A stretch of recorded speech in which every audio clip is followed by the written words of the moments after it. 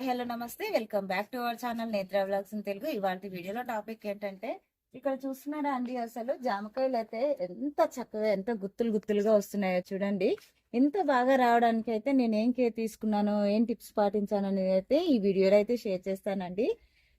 Summer లో కూడా ఎంత చక్కగా ఎంత బాగా కాస్తున్నాయో చూడండి. అసలు సీజన్ తో సంబంధం లేదండి. మన టెర్రస్ గార్డెన్ లో పెంచుకునే మొక్కలకైతే సీజన్ తో సంబంధం లేకుండా మనం ఫ్రూట్స్ అయితే ఎంజాయ్ చేస్తూ ఉండొచ్చు అండి. చూస్తున్నారు కదా, అసలు ఎంత చక్కగా కాయలైతే ఎంత నిండుగా కాసాయో. ఎక్కడ చూసినా బంచెస్ బంచెస్ ఉన్నాయండి.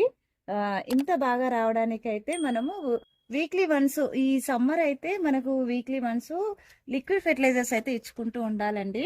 ఎందుకంటే ఆ ఎండ నుంచి మన మొక్కల్ని కాపాడుకోవడానికి సాలిడ్ రూపంలో ఇస్తే తీసుకోవడానికి చాలా టైం పడుతుంది కదా. లిక్విడ్ రూపంలో మనం ఫెర్టిలైజర్స్ ఇస్తే మన మొక్క అనేది తొందరగా అబ్జర్వ్ చేసుకుంటుందండి. సాలిడ్ రూపంలో ఇస్తే మాత్రం కొద్దిగా లేట్ ప్రాసెస్ అవుతుంది. సో అందువల్ల మొక్క అనేది డల్ అయ్యే ఛాన్సెస్ అయితే ఉంటాయండి. ఈ సమ్మర్ లో మీకు ఎంత వీలైతే అంత లిక్విడ్ ఫెర్టిలైజర్స్ ఇవ్వడానికి ట్రై చేయండి. అసలు చూడండి అసలు ఎంత చక్కగా ఉన్నాయో కాయలు అయితే. మంచి మంచి సైజ్ అండి. ఇప్పుడు చూడండి ఒకసారి ఎంత మంచి సైజ్ ఉన్నాయో.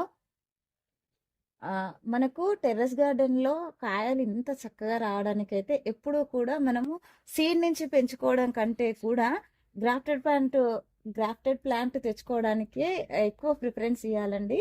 సీడ్ నుంచి పెంచుకున్న మొక్కకైతే మనకి కాయలు అనేవి అయితే లేట్గా వస్తాయి. ఇలాగా మనం గ్రాఫ్టెడ్ ప్లాంట్ తెచ్చుకుంటే మాత్రం కాయలు తొందరగా వస్తాయి, అలాగే చాలా చక్కగా వస్తాయండి. మనకి ఫ్రూట్ ప్లాంట్లకు ఎప్పుడు కూడా పాట్ అనేది పెద్దది ఇచ్చుకోవాలండి. చూస్తున్నారు కదండి, 15x18, అలాగే 100 రూపీస్ బ్లాక్ పెద్ద టబ్ వస్తుందండి, అదైనా పర్లేదు. ఇలాగా నేనైతే చూస్తున్నారు కదా బ్లూ డ్రమ్ లో అయితే పెట్టానండి. ఎంత చక్కగా గ్రోత్ అనేది ఎంత బాగా కనిపిస్తుందో చూస్తున్నారు కదండి.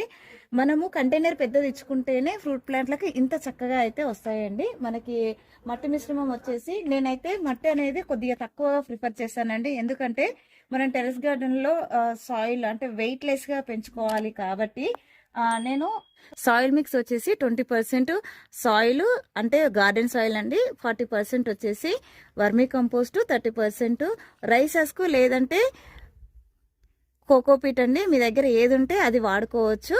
అలాగే 5% నీమ్ పౌడరు, 5% వచ్చేసి మన దగ్గర జీవన ఎరువులు ఏ ఉన్నా సరే కలుపుకోవచ్చు అండి. జీవన ఎరువులు అంటే మనకి ట్రైకోడర్మా, సూడోమోనాస్, అలాగే ఇంకా మనకి బోన్ మీలు, మస్టర్డ్ కేకు ఇలాంటివి ఏ ఉన్నా సరే కలుపుకోవచ్చండి. చూస్తున్నారు కదా, మనం మొక్క పెట్టుకున్నప్పుడే మంచిగా మనము ఎరువు అనేది చక్కగా వేసి పెట్టుకుంటే కనుక ఇంత మంచి రిజల్ట్ అయితే ఉంటుందండి. చూస్తున్నారు కదా, మా మొక్కను చూడండి ఎంత చక్కగా రిజల్ట్ వచ్చిందో.